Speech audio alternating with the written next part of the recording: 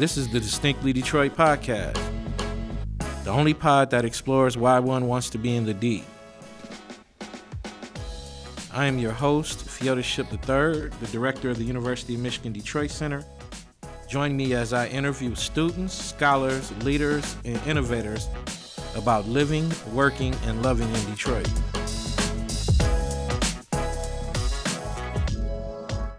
Right. Welcome back to the Distinctly Detroit podcast.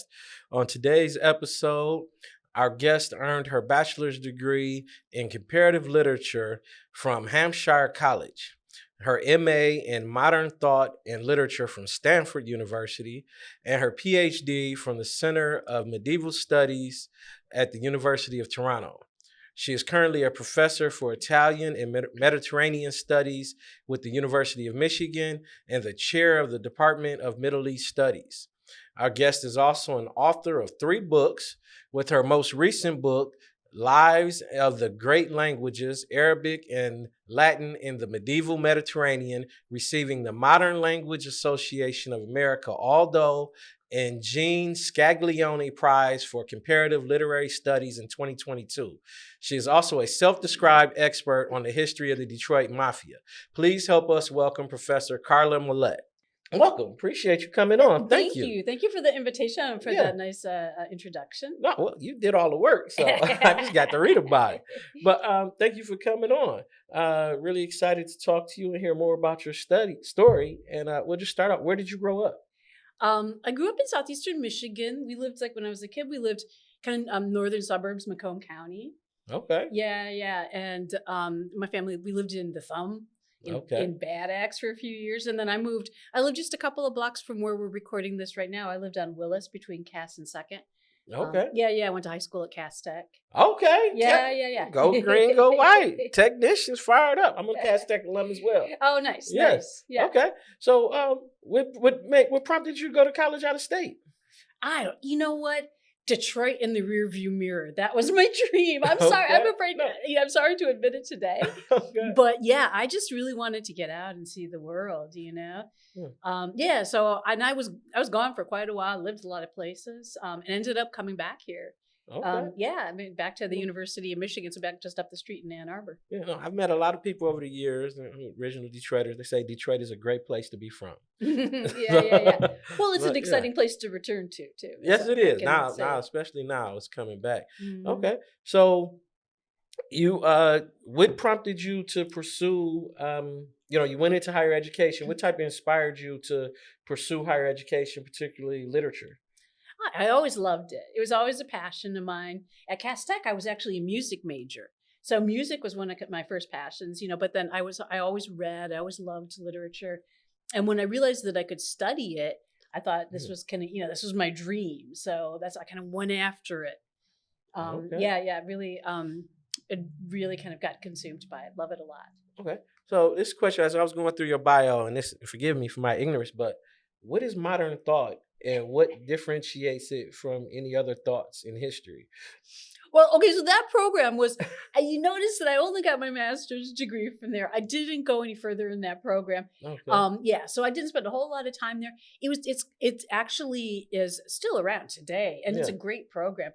It's this kind of experimental program where you, most of the people in the program, I believe, still actually study literature, but they study it in a broader context. So they're thinking about kind of where people come up with the books that they come up with and why people read those books, where ideas come from, where trends come from, and they're interested in looking at literature in a broader context. Okay. So it's modern thought in terms of literature and with writing and reading and what we're reading about okay. That's right. I was just reading. It's like modern thought. That seems like I was thinking philosophy or something. I was just like very. Yeah, that's what people do. Yeah. They think about literature, but they think about it. They use kind of other angles to think about it.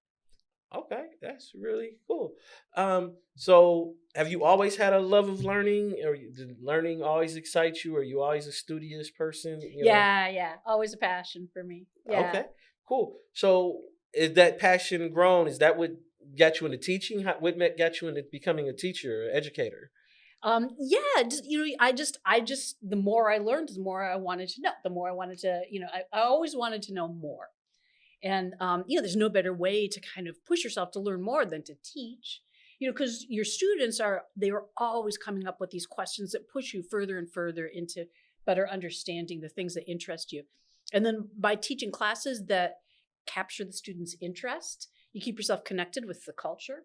So, you're not getting kind of out of touch with, where the culture is, what people are talking about right now, kind of what the most interesting conversations that are happening today. This teaching has always helped me stay connected with that. Okay. Yeah, that's one of the things that draws me to it. Okay. And how did you get attracted to the University of Michigan to get on staff or become faculty there? I applied and they accepted me. Okay. It's a really tough, really competitive market in my field. There's not a whole lot of demand for experts in medieval literature, going to be honest. Yeah. So, they hired me. They hired you. And how long have you been back with the university? I joined the university in 2009. So you've been back and you're teaching. So how does your work currently intersect with the city of Detroit? Well, my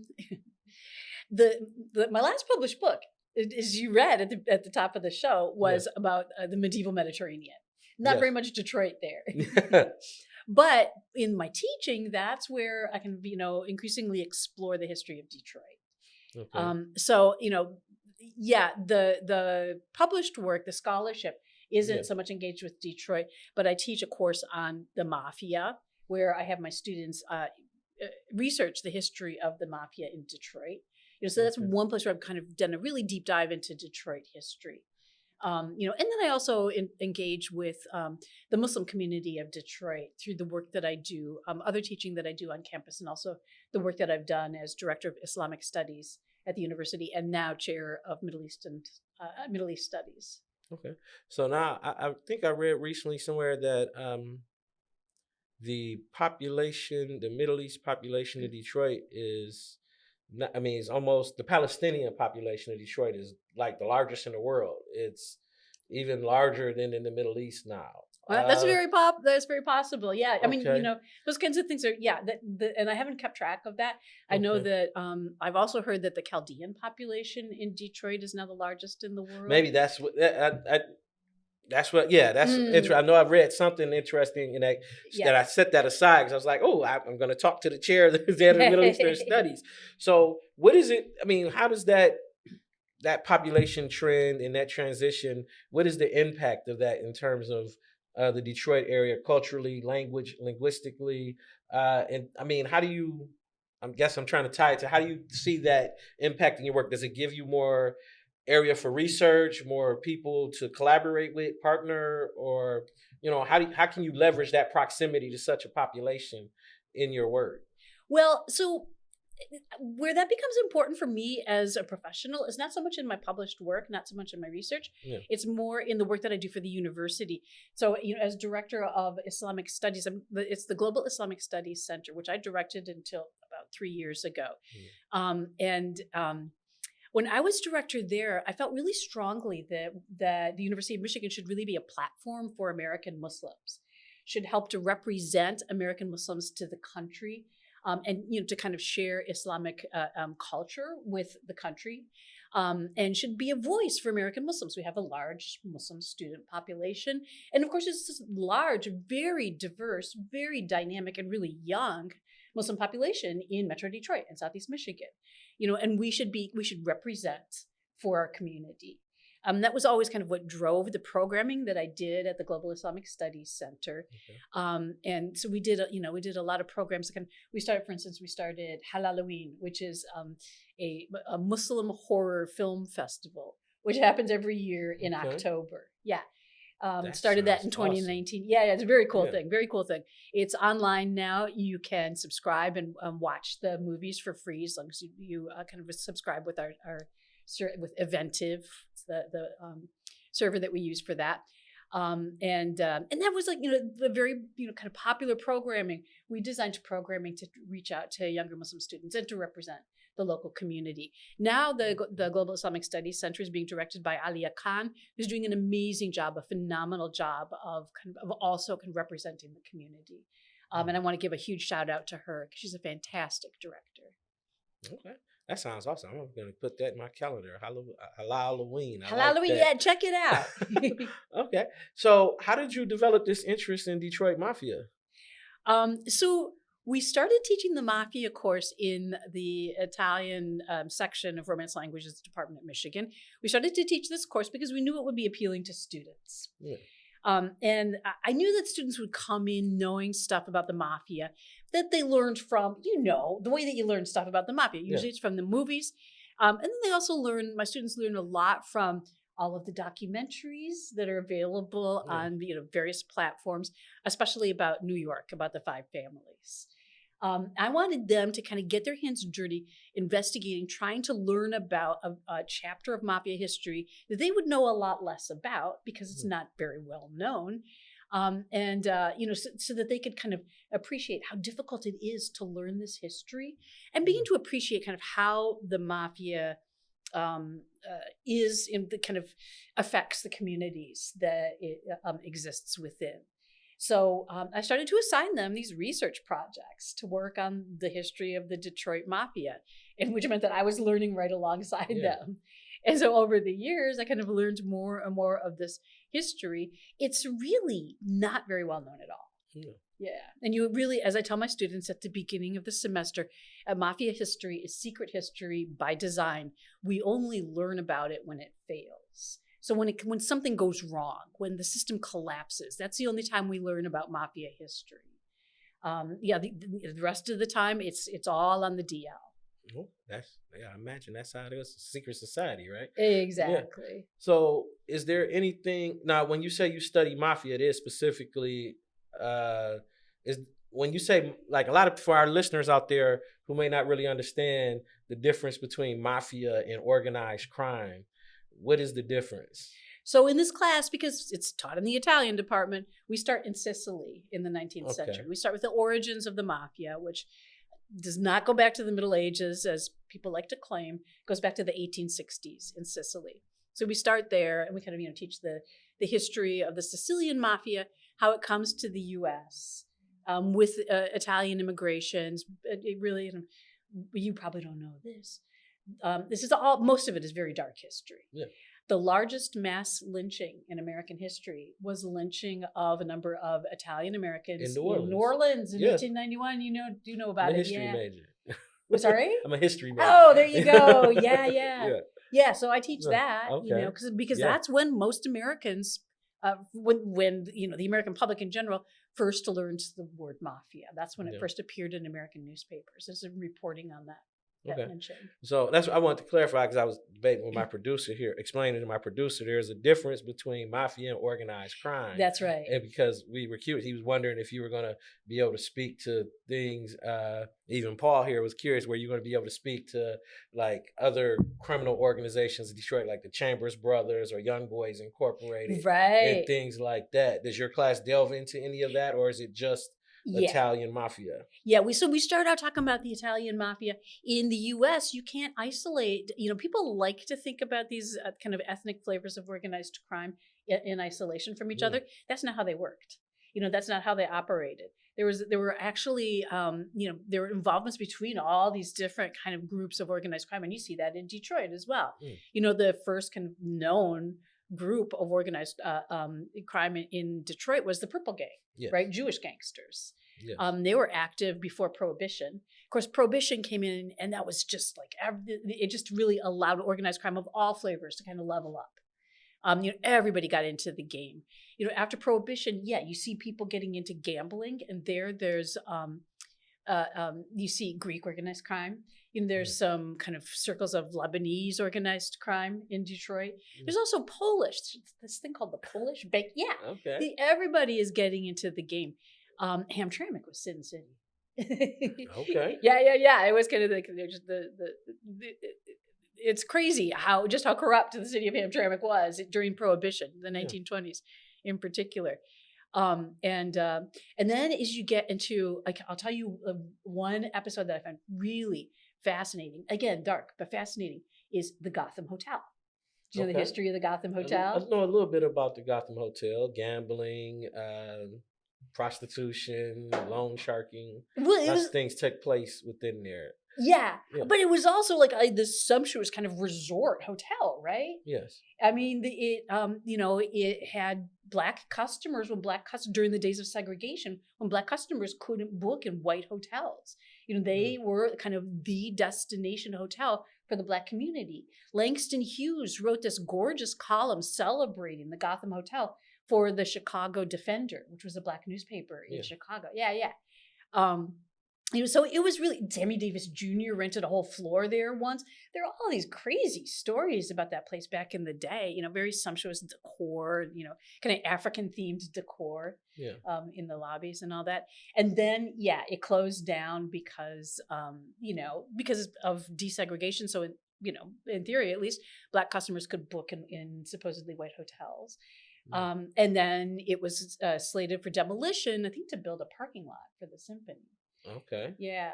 And it was during that period after it closed down to overnight guests, but before it was demolished, that's when it became this kind of gambling palace. I think there was gambling there before, to be clear. Yeah. But that's when it operated kind of exclusively as a gambling, and a club. I read a book where they were talking about it, and it's escaping me, but there was this gangster's name who was associated with the Gotham hotels, black gangster, African American guy, I think in the 50s or 60s.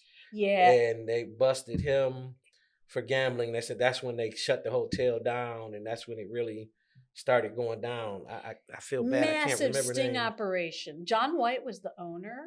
Okay. I think Eddie Wingate was involved as well with the Gotham. Eddie Wingate, who owned the 20 grand. Yes. Yeah. Okay. I mean, it was everybody who was anybody. Really was in kind of in that on that side, so not the fine, upright, upstanding citizens. None of them. No. So, but, is there anything that you found out there that may make the Detroit Mafia stand out? I mean, were there any antics, actions, or hustles or scams they ran that particularly stand out in comparison to maybe Chicago, New York, Kansas City? Anything noteworthy or like surprising, or were they just standard, loan sharking, prostitution, things like that? The standard business, that kind of sectors they really had kind of the inside angle during Prohibition. I'm bringing illegal booze across from Canada.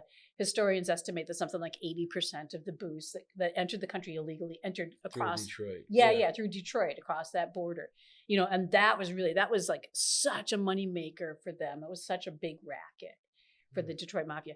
But then, they got into, after that party ended, they got into, they increased kind of their interest in their investment in gambling. That was a typical thing for mafia outfits across the country, and so they partnered. There were a couple of mafiosi who partnered with John White at the Gotham to run kind of the gambling outfits there. Supposedly, according to the investigators, they got their dream books. The Gotham Hotel got their dream books from the mafia. Do you know what dream books are? Those numbers, like when people come up with numbers to bet the numbers. It turns your dreams into numbers. Yeah, you dreamed of, you dreamed of this, of like, I don't know, a train. Yeah. And so the numbers associated with that are, and they'll give you, a series of numbers that you can bet. Okay. Yeah, based on, kind of these images, whatever you dream about. Yeah. So but the thing that I find weird is that dream books were like they were really associated with the black community. They were produced especially by the black community. So how the Gotham would get their dream books from the mafia, I don't know. I find that a little fishy. Yeah, that's interesting. Yeah, so that's something that I need to dig into. Because I was I don't know. Again, my knowledge that recalls that the numbers racket was invented by African Americans and co-opted by the mafia, and then eventually co-opted by the state, created the lottery and everything. So that's interesting if they would get the books. There were legitimate lotteries in the 19th century. Okay. Yeah. And then, like, when they became illegal, I think they became particularly popular. The illegal lottery became particularly popular in black communities. But the thing is, so, my uncle used to work at, the factory, the plant on the river called Seven Sisters. Yes. My uncle used to work there. Okay. Not my uncle, my father's stepfather. So my grandmother's second husband. Yeah, and he Polish American. He used to have dreams, and somehow his dreams he was lucky with the numbers racket that they ran out of the Seven Sisters. Okay. Yeah, so people will come up to him when he went to work and say, "What'd you dream about last night?" Oh yeah, hoping that would kind of translate into a winning number. There were numbers rackets run in all of the plants. Yeah. You know, in the big reports that they did on the Senate subcommittee reports on organized crime in the U.S. 1963, one of those big reports came out, and they reported on numbers at the Rouge plant. You know, so it was a constant in the factories. You know, everybody was gambling. People love to gamble. Okay. Yeah. So how did the mafia transition to getting involved with unions? Oh, that is you know, part of it came with, and I don't know the whole story. Okay. I'm gonna be totally honest with you. I don't know the whole story, but I know that part of it was kind of around when people like Henry Ford needed union busters. Okay. Needed thugs to bust up the unions. They would hire guys, and they would look to kind of like, you know, as strong men, right? Yeah. People to strong arm, whether, you know, it happened famously at the Battle of the Overpass, which is that famous kind of, union busting when the unions were trying to get into Fords, trying to unionize at Fords. There was a big scuffle between the unions and the union busters. So, you know, at moments like this, the Henry Ford would look to the mafia and hire kind of their thugs. Harry Bennett, famous kind of muscle man for Henry Ford, he knew a lot of these guys, and in fact was questioned by the Senate subcommittees when they were looking into mafia involvement with unions. You know, and then of course that was more around kind of the UAW's actions, but the mafia had their special friend in the Teamsters. That was Jimmy Hoffa, who seemed to have all kinds of ambitions that only the mafia could support. Yeah. Okay. So that was like, you know, gambling was a big crime for them. And then, of course, they got into drug dealing. You know, they got into all that French Connection stuff with bringing heroin into the country. Okay. And so that now, you know, you talk, well, I got questions. One thing, why would the FBI deny the mafia ever existed? Yeah, that's a puzzler. That was J. Edgar Hoover in particular. Yeah. Why did he deny for so long that the mafia existed? And, you know, there have been people have speculated that somebody might have had information on him, you know, that he did that because he believed that it was in his best interests. Okay. Yeah, to kind of to deny it and to push off any kind of investigation of the mafia. And, you know, other people say that it was just short-sightedness or arrogance on his part. You know, who knows? That's a big question. Never know. And so they say, and I've read and heard that during World War II, the government ended up collaborating with the mafia to protect the docks in New York. Did anything like that take place here in Detroit?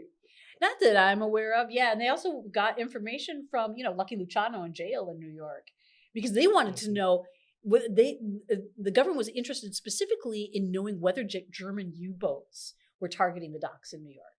Okay. And they believed that if there was anything fishy going on out there, that the guys who were kind of higher up in the mafia would know, because they would hear about it, because it was still Italians working the docks in New York. Yeah. So they asked Lucky Luciano when he was in prison whether he had heard any kind of, you know, rumblings, any rumors of strange actions around the docks in New York. I haven't heard anything like that here, because the docks were not, you know, German U-boats are not going to make it up the Detroit River. Yeah. Really unlikely. I wasn't sure, you know, protection or guardianship. Wasn't, you know, just wondering if they made any arrangements or protections. Not as far as I'm aware. And then, you know, the other thing that they say is that Allies, because when the liberation of Italy started in Sicily, and the Allies worked directly with mafiosi in Sicily in order to kind of, you know, smooth their way and make sure that they could, you know, kind of topple whatever fascist resistance they might have found in Sicily. Okay. So, yeah. So the FBI has, you know, bragged a lot that they've kind of somewhat crushed the mafia, and, you know, they're kind of scurrying and running in fear. And minus, like, things I've read over time is the Detroit Mafia is kind of based out of Grosse Pointe, technically. what do you think of the state of the mafia is today? Where do things stand based on your knowledge and information? So I usually, in the class that I teach, Yeah. I usually cut things off like right around basically going into the very beginning of the 1980s. Okay. Yeah, there's a couple of hidden ownership trials against Detroit mafiosi or Detroit gangsters, because they're not necessarily Italian mafia members, who have hidden ownership in Las Vegas casinos. Okay. Yeah, those are famous cases. Turned into a big kind of federal case that would come to court only in the late 90s. And usually I kind of cut things off around there, in part because I have loads of kids in my class who come from the Grosse Pointes. Yeah. And, it might not be them, but it might be somebody who they know, who might have some involvement, and they think it's better just to let sleeping dogs lie and not to poke too deep into kind of the current events, right? Into current affairs, into what the mafia is up to today. And I know that there's somebody still active in Detroit who is really interested and active in investigating mafia activities in Detroit up to the present day. His name is Scott Bernstein, and he has a website. He's the expert. I would, look to, see what he has to say. Yeah. Scott Bernstein. He and he thinks that they're still quite active in Detroit today. Okay. So tell us about a tidbit or something that interesting or fascinating that you learned that your students might have wrote about a paper that really surprised you, amazed you, like, wow, I didn't, wow. Yeah. Well, this class is when I would push my students to investigate the Gotham Hotel, kind of in what, just what went down there. This is how I began to learn about Eddie Wingate, and about his involvement with the Detroit music industry, in addition to, because he's the one who Berry Gordy bought out the company that he had, that Eddie Wingate had. Like, we're talking like late 50s, early 60s when this happened, because Berry Gordy really wanted to kind of corner the market on Detroit music production. Yeah. And Eddie Wingate had this little fledgling company, and Berry Gordy thought, better not. It would be better if I own that. Yeah. So, yeah. And that's something that I learned about, the whole history of kind of Black mobsters in drug distribution networks in particular. This is something that I've gotten more into as kind of the students have pushed me into kind of thinking about Detroit drug, the history of organized crime and distribution of drugs in Detroit. Okay. Yeah.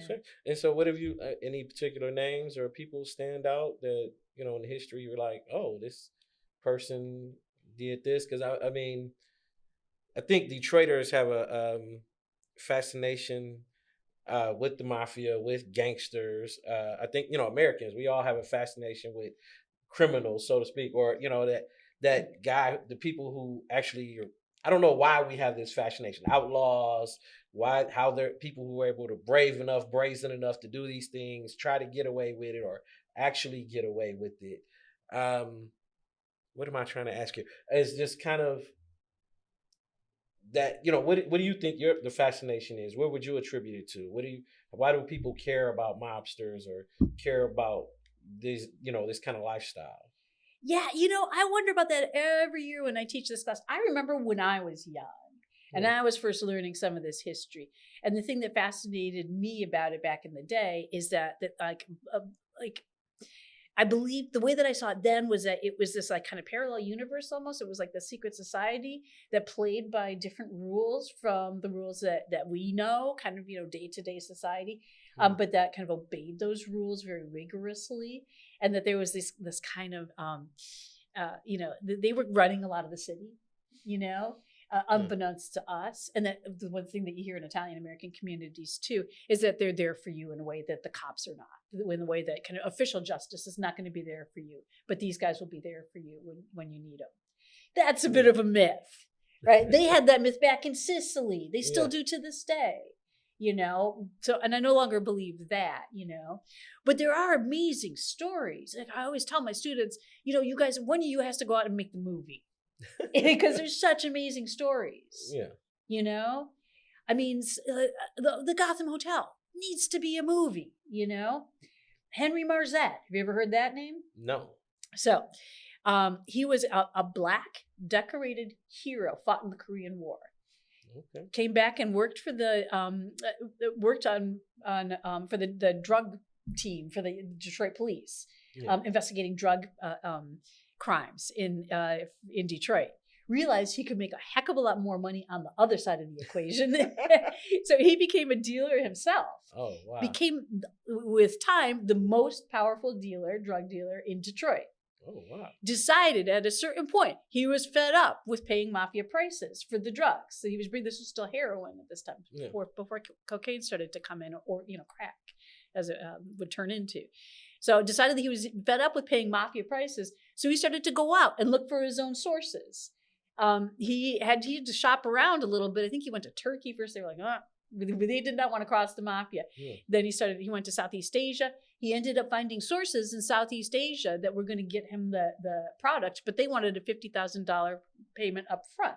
He couldn't pay that himself. So he decided to get his bros together, his colleagues together. He called this meeting at the 20 Grand. That is referred to in the newspapers as Little Appalachian, kind of referring back to that famous meeting, the Mafia Summit meeting in 1957, that's kind of set up the drug distribution network among the Italian mafia. So this meeting happened in, when was it? I think it was 1970 at the 20 Grand, where he set up this distribution network. And was just about to hit the ground running, but then this, his efforts to kind of get in amongst and work around the mafia suppliers of heroin set off this gang war, and his efforts to kind of to align all of these distributors on his side set off a big gang war. People started to die. And then he himself was very ill. I think he had kidney failure. Oh. Yeah. He ended up very sick and ended up dying at home, hooked up to his own $300,000 dialysis machine. Okay. Yeah. Ended up dying at home in 1972. So, but he's just an amazing story, right? And he's quite a figure. His funeral sounds, I've looked for pictures of it, haven't found him. His funeral sounds amazing. There's just all of these Fleetwood Cadillacs and Lincoln Continentals lined up, all of these women wearing furs, lined up to consider, because he was considered to be kind of like an elder statesman kind of in the community. Okay. Yeah. It sounds like it was quite a scene. Yeah. Wow. Okay. Fascinating. Okay. We're going to transition a little bit. We're going to transition to what we call our lightning round. And this is, we're going to ask you some questions more about your engagement in Detroit, with the city and kind of its history and lore. And the first question is, what's your Coney order? What's my Coney order? Yes. My body is a temple, people. I haven't eaten a hot dog in such a long time. Forget about a Coney. They serve other things than hot dogs, but everyone knows the Coney Islands. Who's your favorite Motown artist? Oh, Motown? Okay, so this is I'm going to have to think on that, because I have this rule that I don't listen to music that I used to listen to. Okay. Yeah, so I'm always kind of, discovering new artists and listening to new stuff. That. Well, but you know what? Sometimes it's good to go back, to the origins. It's if I give an answer, it's going to be something really obvious, like Aretha, because it's classic, and you never really move beyond that kind of stuff, right? Do you have a favorite Detroit sports team? I'm a hockey fan. That's right. Red Wings are cool. It's hockey town. Yeah. Do you have a favorite Detroit sports athlete? No, I don't. I don't follow enough of professional sports to be able to give you a name. Yeah. Okay. Do you prefer Verner's or Canada Dry? Verner's or Canada Dry again. Temple, but but I was of the school that when we had stomach aches, we always got Verner's, right? Yeah. So Verner's has always been kind of like the comfort food for me. Okay, so Temple again, but Better Made or Lay's? Better Made or Lay's? Yeah. Oh wow. Okay, it's been a long time since I've had Better Made. It's true. I'm gonna have to go back and revisit, because it hasn't even occurred to me to differentiate. Yeah. Okay. And then our last question is, where can we find you? technically I'm on Twitter, but I really almost never. I just read what other people post. So, Okay. On Twitter, I'm Karla Mallette on Twitter. I'm at the University of Michigan, and you can Google me. I autocomplete. I like that. That's my favorite line. Google me. Okay. Well, there you have it, ladies and gentlemen. Professor Karla Mallette. Thank you very much for coming on. We really enjoyed talking to you and appreciate your time. Please like, subscribe, and rate our pod. Again, we're anywhere you get your pods, Odyssey, Spotify, Apple Music, anywhere you can go. Please like, rate, subscribe. This is the Distinctly Detroit podcast. I'm Fiona Ship, and we will see you next time. This has been the Distinctly Detroit podcast. This is a production of the University of Michigan Detroit Center. You can find us anywhere you get your pods. Please like, subscribe, and rate us. This podcast is executive produced by Marlon Franklin, edited by Aranza Stanton, and written by Shaylin Jones and Fiona Ship III.